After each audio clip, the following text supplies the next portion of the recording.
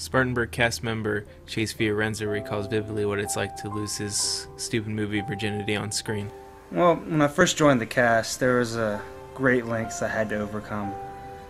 All the gay sexual escapades and the very long hours at night. And then when we actually started filming, it was a whole different story.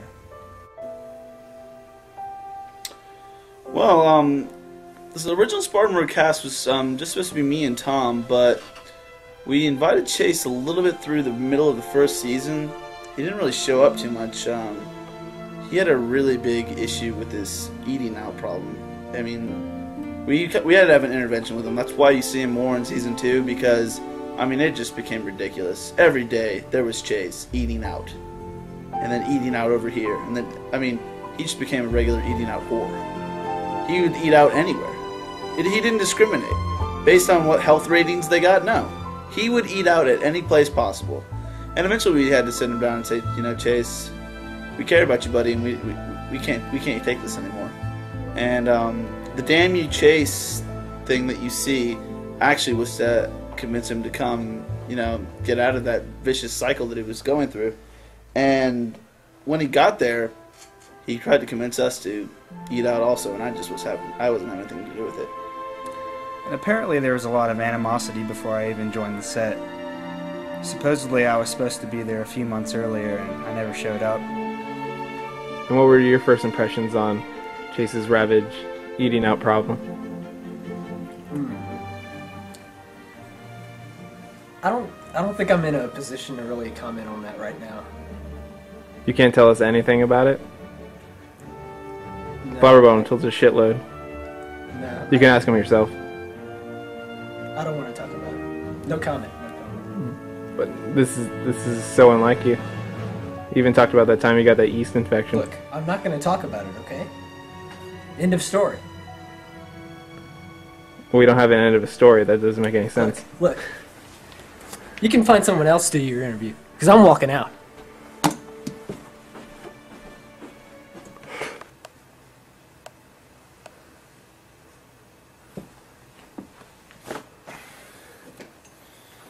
What was that about? Seemed a little bit upset. So, what am I talking about?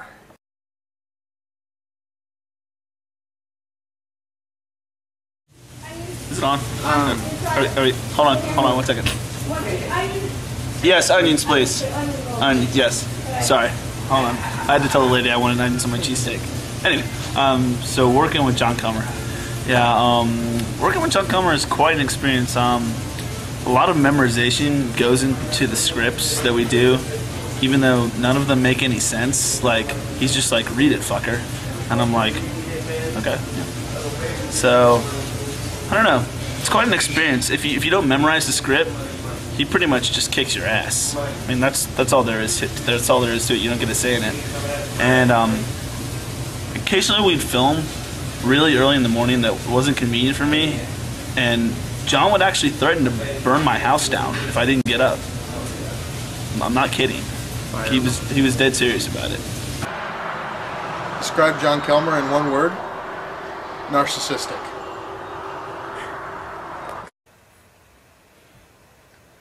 Well, working with John Kelmer directing is very interesting. He's a little bit controlling, to say the least, and it's just oh,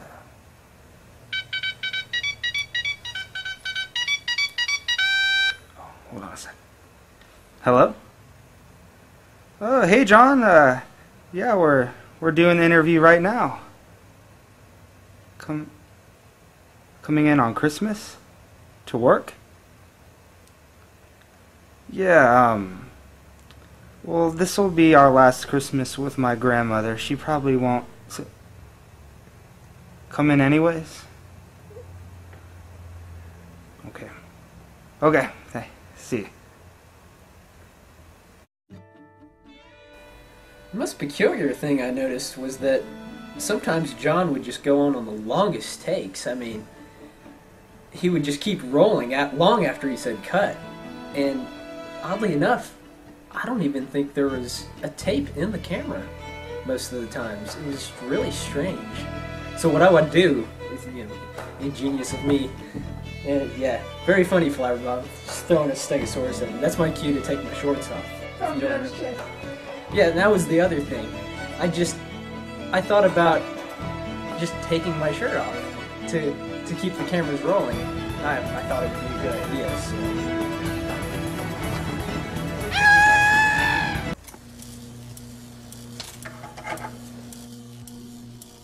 People will never understand how long this process takes, especially when you have just a microwave and a funny hat.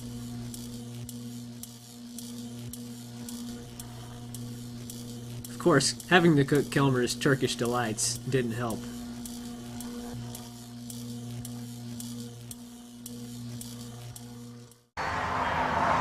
The first time I read a script. What's a script?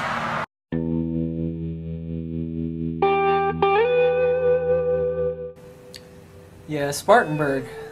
Spartanburg was a great career move there.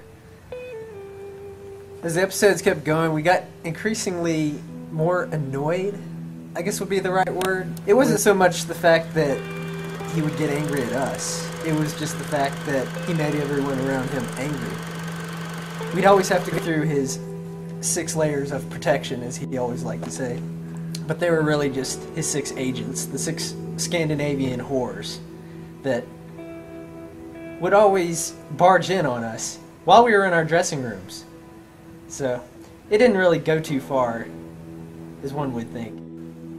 Francisco Flabberbottom. Yeah, that guy's one crazy mofo. Dane was spending more time off the set and more time with his Irish fruit cup.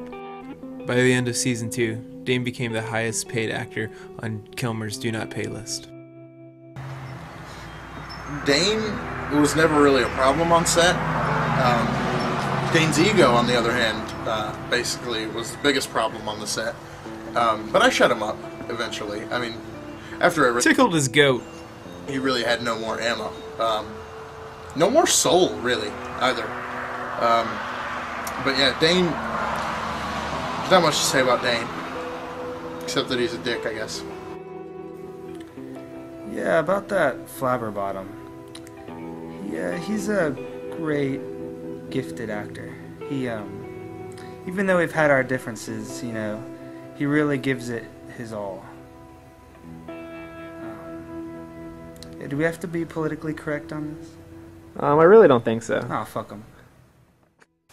Yeah, I don't know what the deal was. There was a great deal of animosity building up in the other cast members against me because I got to be pretty much the star of Spartanburg, and they hated it.